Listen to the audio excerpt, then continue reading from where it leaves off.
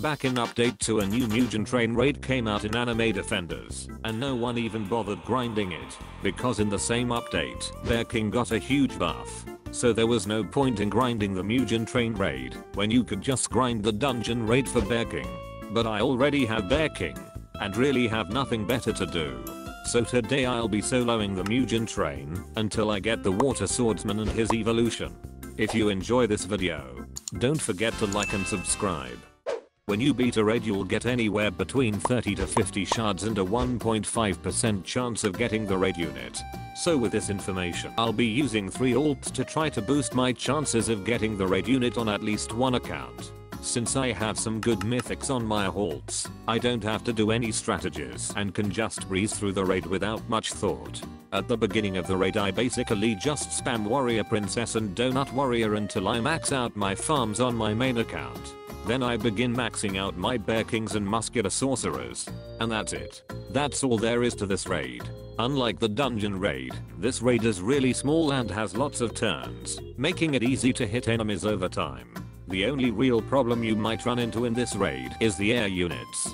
But if you have a hybrid unit like Bear King, or even Donut Warrior, you'll have no problems. Anyway, let's start grinding these raids.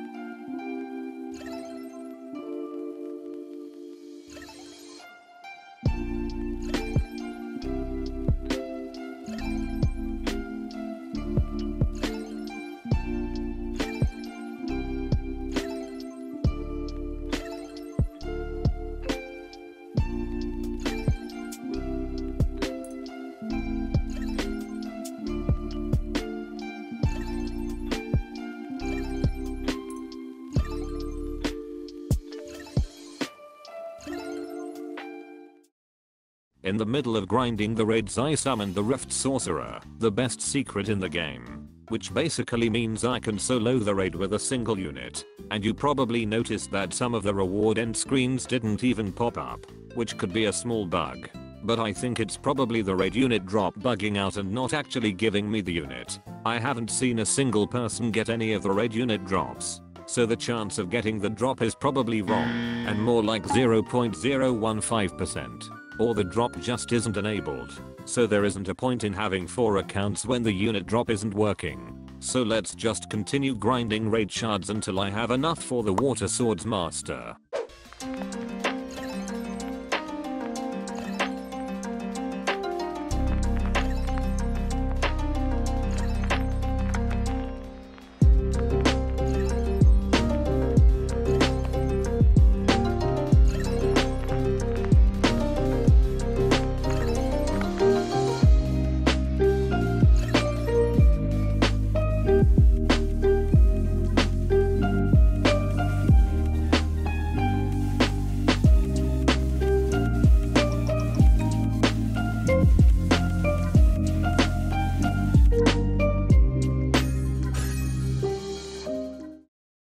After a few days of grinding raids I finally got the Water Grandmaster, so let's showcase him.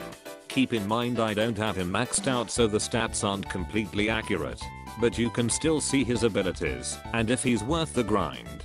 To start off, the Water Grandmaster can be placed a total of 3 times, so he's already at a disadvantage compared to Bear King. He's also a ground unit, so he can't hit air units. On placement he has a wide line attack that'll hit enemies once. He also has decent placement stats, but nothing too good. On his 3rd upgrade he'll switch to a circle AoE and attack pretty quick, making him a decent option for early waves. By his 5th upgrade he gets a bigger circle AoE and now hits a total of 4 times. Then on his 7th upgrade he gets an even bigger circle AoE and still hits 4 times. And on upgrade 9 his circle AoE gets even bigger. And finally on upgrade 11 his circle AoE is huge, and he has some pretty good stats. At only level 33 he's doing 15,000 damage every 6 seconds, meaning he'll be doing tons of damage maxed out. And now to answer the question. Should you grind for Water Swords Master? Short answer, no. Water Swords Master is pretty much a damage dealing unit, but he can't even do that right, because Bear King is just so much better. Bear King can be placed 4 times, hits their units, and even bleeds. On placement he's also hitting enemies twice, making him good for clearing shield enemies, and not to mention he's full AoE. Meanwhile Water Swords Master can only be placed 3 times, hits no air units, and is pretty expensive for his usefulness. If you are deciding between going for Bear King or Water Swords Master, you definitely want to be grinding for Bear King first. In my eyes, Water Swords Master's only use would maybe be an infinite mode to replace a unit like Ant King for some extra damage. But other than that, this unit is pretty much useless, because Bear King is just better. Honestly, I think the Water Swords Master needs a buff. He's not worth the grinder raids, and is definitely nowhere near Bear King in terms of power. The easiest solution would be to probably add an extra placement and maybe reduce his upgrade costs slightly, or even make him a hybrid like Bear King. But other than that, there really isn't much you can do that wouldn't make him too strong. So to sum this all up, Bear King is better, and you should only go for Water Swords Master if you really have nothing else to do. Since I just wasted days of grinding for a unit I'll probably never use again, I'm going to reward myself with some gambling. So let's go buy a wish and see what I can get. Unfortunately, I got the most common unit from the exclusive banner, but she's still pretty good because she increases the range of units and has a cool cosmetic when you evolve her. But I'm not going to be evolving the worst exclusive unit. Instead, I'm going to be evolving the Legion Assassin, which I got a while back when update 3 first released. He increases the crit chance of units in his range, which is really good, and he's supposed to have a pretty cool cosmetic. So let's get the materials for his evolution and evolve him.